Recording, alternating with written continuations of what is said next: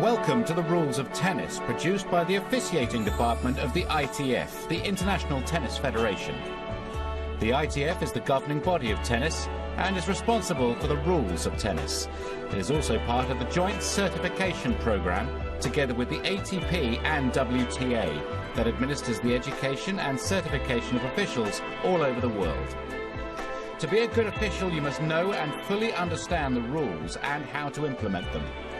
This film will show you many examples of the rules of tennis to help you make the right decisions when officiating as a line umpire, chair umpire, or referee.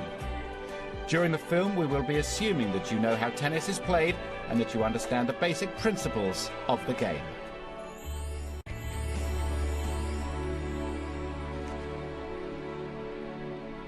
The rules of tennis also define the roles of the referee, chair umpire, and line umpire. Where there are no line umpires, the chair umpire must call the lines. If the chair umpire sees the line umpire make a clear mistake, he should overrule, as he does here. The chair umpire must be absolutely sure an error has been made, and the overrule must also be made immediately. A call cannot be changed after an appeal from the player. Got it. Now it's called wide.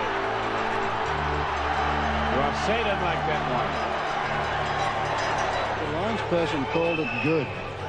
And then Courier swung around and just let it rip. And as soon as he did, there was a change of call. Stephen Franzen has the final say. The referee can only be called onto court if there is a question about the rules of tennis or code of conduct. The referee cannot be called onto court to decide on a line call or a question of judgment. The game of wheelchair tennis follows the same rules as able-bodied tennis, with some exceptions. They are allowed 2 bounces of the ball. The first bounce must be in the court. The second bounce can be outside the lines of the court.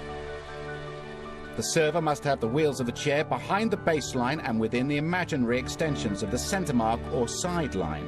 Throughout the delivery of the service, the wheels must not touch any area other than these.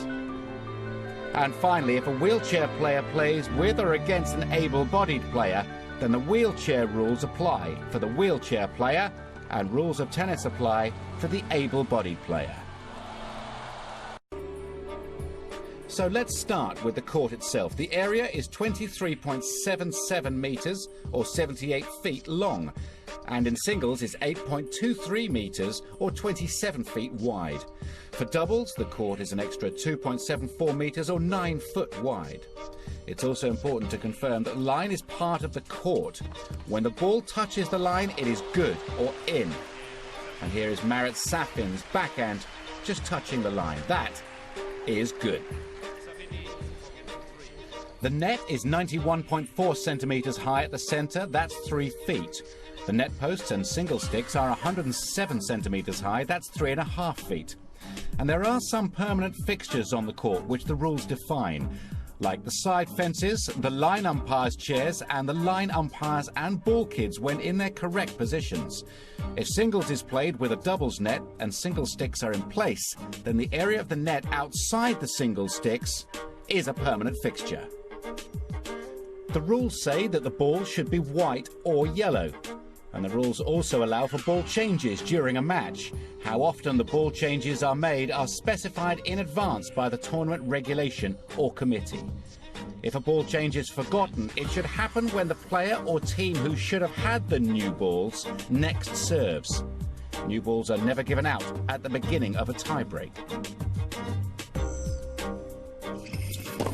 Sometimes the ball has something wrong with it. If a ball breaks during a point, then the point should be replayed. The ball is broken if it has no compression or the surface is badly damaged. The ball is broken. We need to replay the points. If the ball is found to be soft, it should be taken out of play, but the point stands. Balls are tested at the ITF Technical Centre for conformity to the rules of tennis before they can be ITF approved. Precise testing is also used to evaluate the performance of electronic review systems supplied to leading events. A high-speed camera is used to ensure the accuracy of the system across the entire court. The ITF also classifies the speed of different court surfaces and issues a court pace rating using specialist equipment. Just like the ball, the rackets also have to conform to ITF specifications. Sometimes during play, the strings of a racket accidentally break. In professional tennis, a player cannot start a point with a racket that has a broken string. There can also be no use of any kind of electronic device or mobile phones by a player while a match is in progress.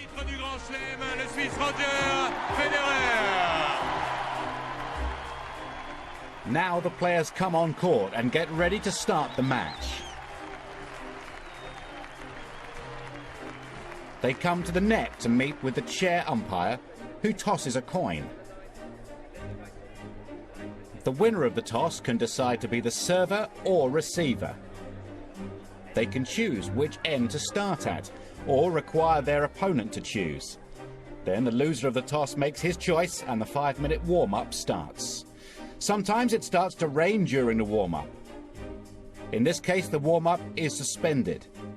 When the players come back to the court, the coin toss stands, but they can make new choices.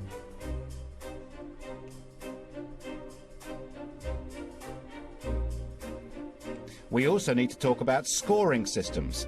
The rules give some options for the scoring of a match. For example, a set can either be a tie-break set or an advantage set. Most sets are played with a 7-point tie-break if the score should reach 6 games all. An advantage set means the player needs to win 2 games more than their opponent to win the set, 8-6, 9-7, etc. Usually this will only be used in the final set. Short sets, the first to 4 games, and match tie-breaks, where a first to 7 or 10-point tie-break is played instead of a final set, are also options that may be used. The introduction of electronic review systems has been a major innovation in recent years. Players or doubles teams are allowed 3 unsuccessful challenges per set, with an additional challenge if the set reaches a tie-break. Now here at Wimbledon, Murray's serve is called in. Roddick instantly makes a challenge, but the system reveals the umpire was correct. The ball was good.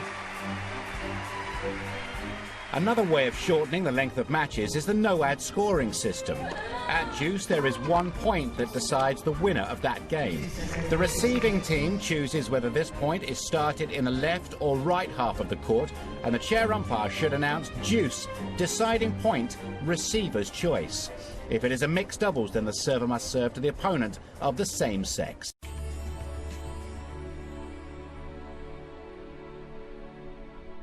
Now we'll look at the various ways that players can win and lose points, starting with losing the point. Here, Pavel loses the point because the ball hits him as he tries to get out of the way. If the ball hits any part of the player's body or clothing, he loses the point. Sometimes this is easy to spot, and sometimes it isn't. Here the point is awarded, but does the ball hit his body or the racket? A player loses the point if they touch the net during play. On this occasion, it's Francesca Schiavone who finds herself unlucky in the Fed Cup.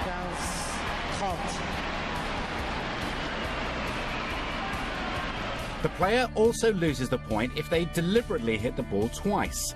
Tursunov is the player caught out this time. The player loses the point if they touch the ball before it crosses to their side of the net.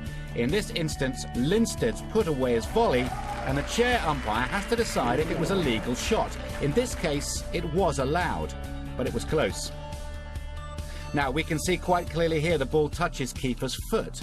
Even though this happens behind the baseline, the point is awarded against Kiefer. And sometimes players will see things a little differently. And here the chair umpire has got to get involved. Now, the Bryan brothers are renowned for their doubles play, but not for this innovative technique. An impressive return by any standards, but unfortunately, this is illegal. The racket must be in hand on contact with the ball. And here we see Ruzetsky lose the point against Ferreira because he jumps onto his opponent's court while the ball is still in play.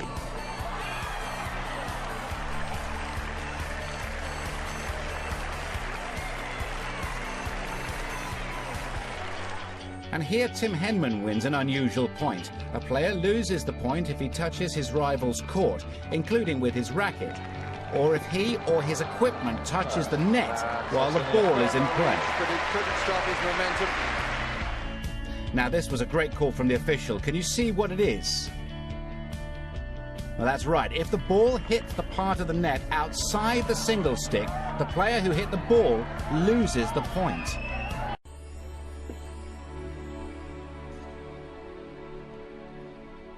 Now let's look at the rules that cover the service. The server throws the ball up into the air and hits the ball into the service court diagonally opposite. If the server throws the ball up to serve but decides not to hit it, he can catch the ball with his hand or his racket. Or the server can let the ball bounce without any penalty. But if the server misses the ball when trying to hit it, it is a service fault. In this instance, Rosano seems to be caught in two minds. A second serve is awarded. It's also a fault if the ball hits the net post or single stick on a serve, even if the ball rebounds in after hitting the net post. And here we see a piece of paper come onto the court during a second serve. Because the second service motion was interrupted, the whole point is replayed. A first serve is given.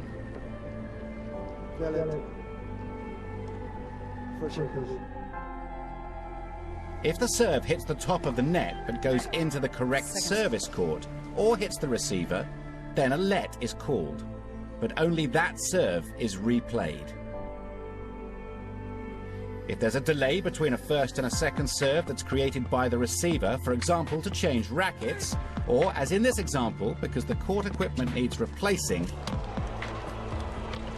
a first serve is given. The rules say that the second serve should take place without delay.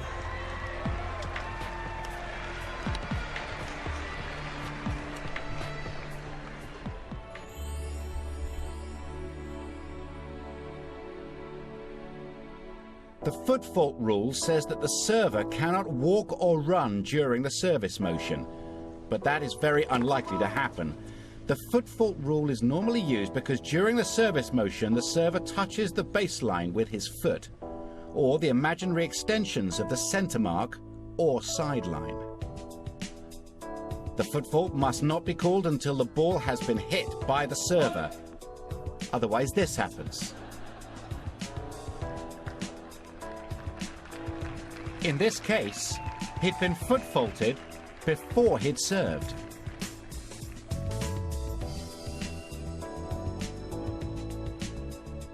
The rules say that the server should only serve when the receiver is ready. If the server serves too quickly and before the receiver is ready, then only that serve is replayed. The server has 20 seconds between points. If he goes over that time, the chair umpire can take action. Time violation warning, Mr. Ferrer. Here we see David Ferrer taking too long to serve. A time violation is given, much to the Spaniard's dismay. At a changeover, the chair umpire calls time after 60 seconds, except after the first game of each set, where players are expected to change ends without delay. And play must start again within another 30 seconds. If it is a set break, then 120 seconds is allowed, with time being called after 90 seconds. Now, the rules say that the receiver must play to the reasonable pace of the server.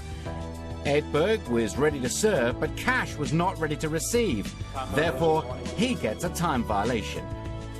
Players change ends at the end of every odd game, that is, first, third, and fifth, and so on. And if the players forget, the chair umpire should remind them as soon as the mistake is made. Game can light us. Karolaitis leads 5-1. Second set.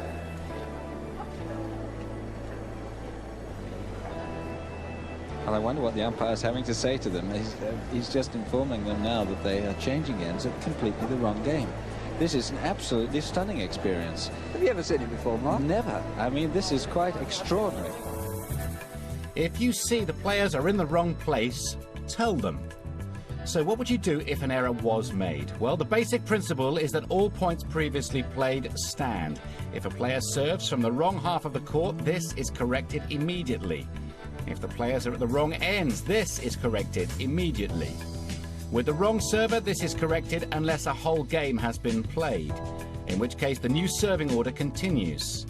And if the wrong player receives in doubles, the team remain in these altered positions for that game only. This would also include within a tiebreak.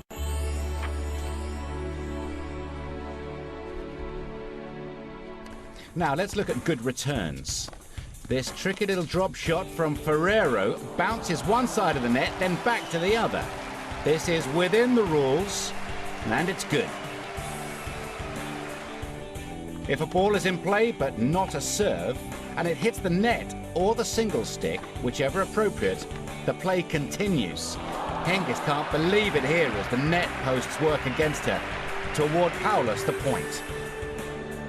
We'll take another look at that.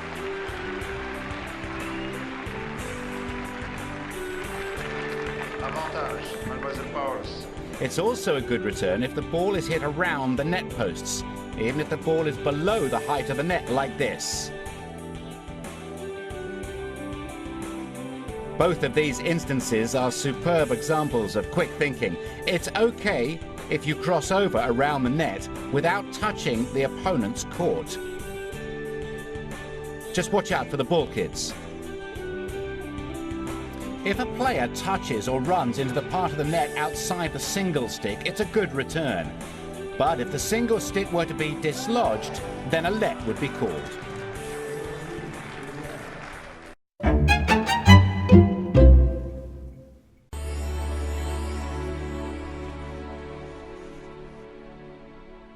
A principle within the rules of tennis is that play is continuous.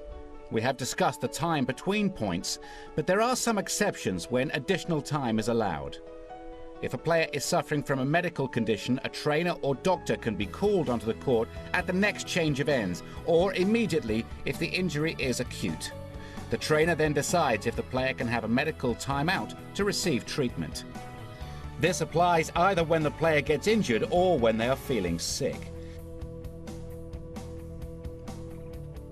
In some of these cases, the player is unable to continue because the condition is too serious and they are forced to retire from the match.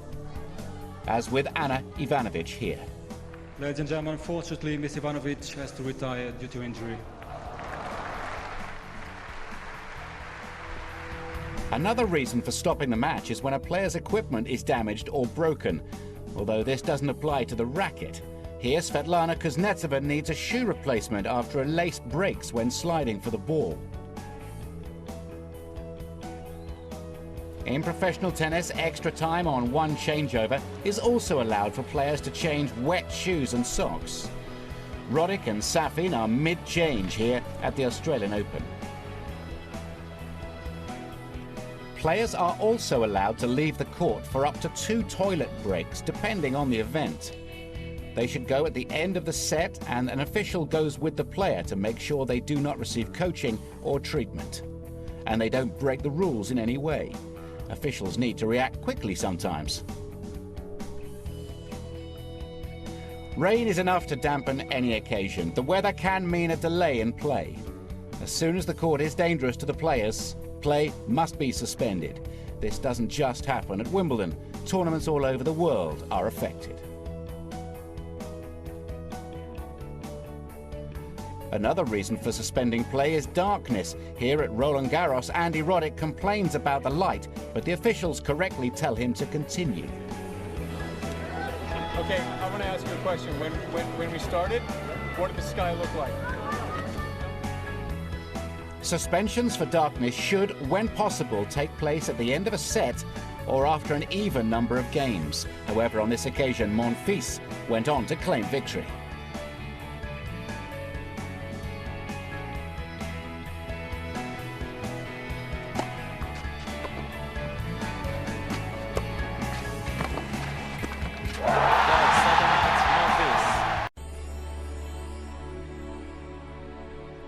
Now let's consider the rules on hindrance. We'll start with the hindrance that does not come from the opponent.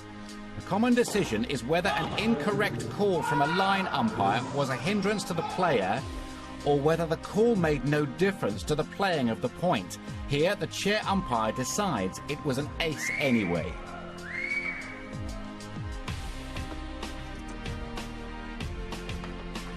In this instance, the chair umpire decides the receiver could return the ball, but was hindered by the line call.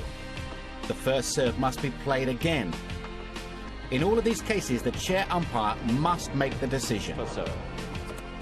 Hindrance also applies in this example when the ball kid starts to run on as if the point was finished. The chair umpire replays the point.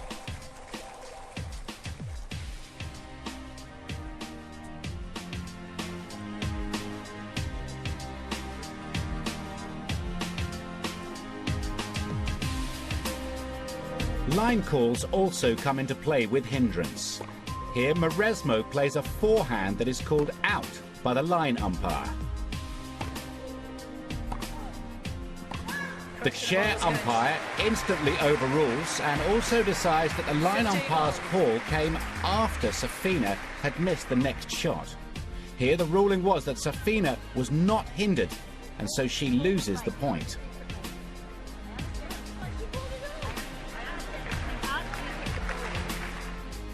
When it comes to hindrance, there can be some unusual rules that you don't see very often. There is little you can do as an umpire in circumstances like this. I think it actually hit that bird. Pigeon that flew over. Unbelievable. I hope we've got that because that is a first. Well, this has got to be a first at Wimbledon, surely.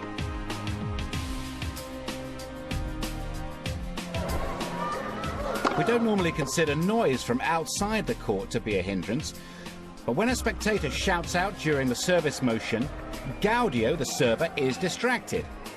At the end of the point, the chair umpire should ask for quiet during the service, but it is not ruled as a hindrance. Sometimes noise can be very distracting.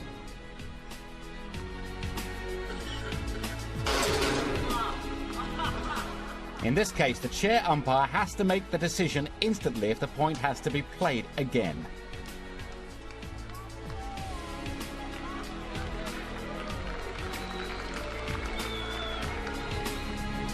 The rules say that if a player deliberately hinders the opponent, he loses the point. If the action is unintentional, the point is replayed. The most common hindrance is when a player's cap falls off. Assuming this action isn't deliberate, the correct procedure is to replay the point and to advise the player that if it happens again, it will be judged as a deliberate hindrance. A player cannot hinder themselves, however, and so here, Lutzi loses the point. This procedure includes a ball falling out of a pocket. Any second or subsequent unintentional hindrance would result in loss of the point. Now, when the player drops his racket during the point, it is normally an advantage to his opponent, so we don't consider it a hindrance.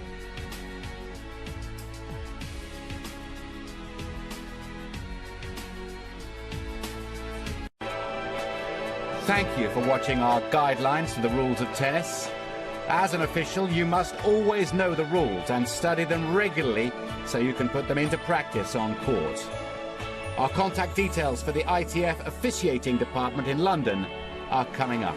But for now...